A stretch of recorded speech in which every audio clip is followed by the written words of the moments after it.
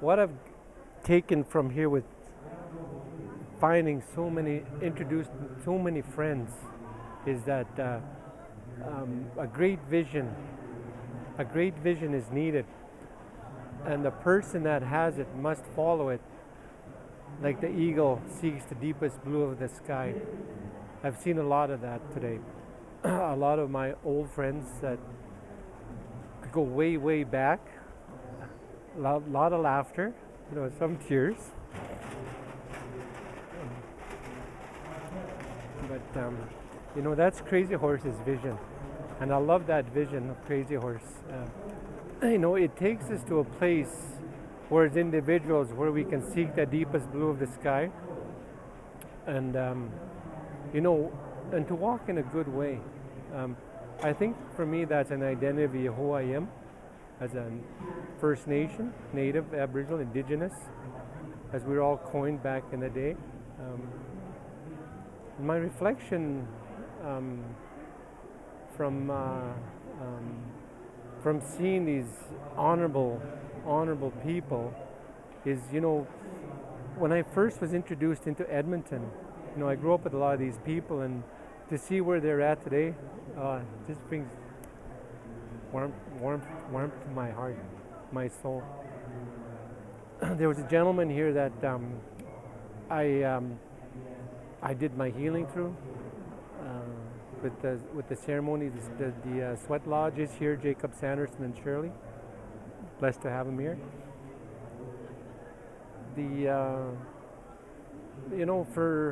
For me, this is my first one.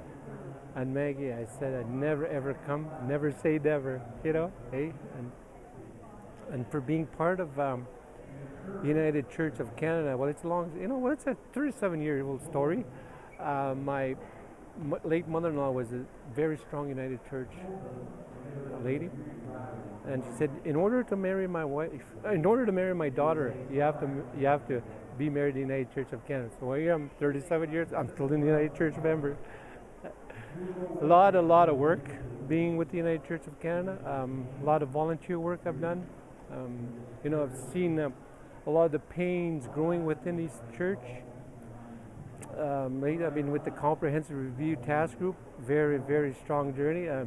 Difficult at sometimes, but I see the very importance of a struggling church. Like with the healing that's going on here, they say, before you can heal, you need to heal wound from inside. And my view on reconciliation, they're taking what you take away as reconciliation. I think that was a question, wasn't it, here? Yeah. Anyway, with me, I had downtime 2001 to 2002. I had some 2-year downtime. I was in a coma for 4 days, so I couldn't do anything for a couple of years, I did a lot of reading. And one of the books that I read was Thomas Paine, Common Sense. Believe that? I don't know how I got to read Common Sense, but I got to this a page that had reconciliation. He had quoted Milton, I think is his name, back then on reconciliation, and what he had said back in that day was, never can true reconcilement grow where wounds of deadly hate have pierced so deep.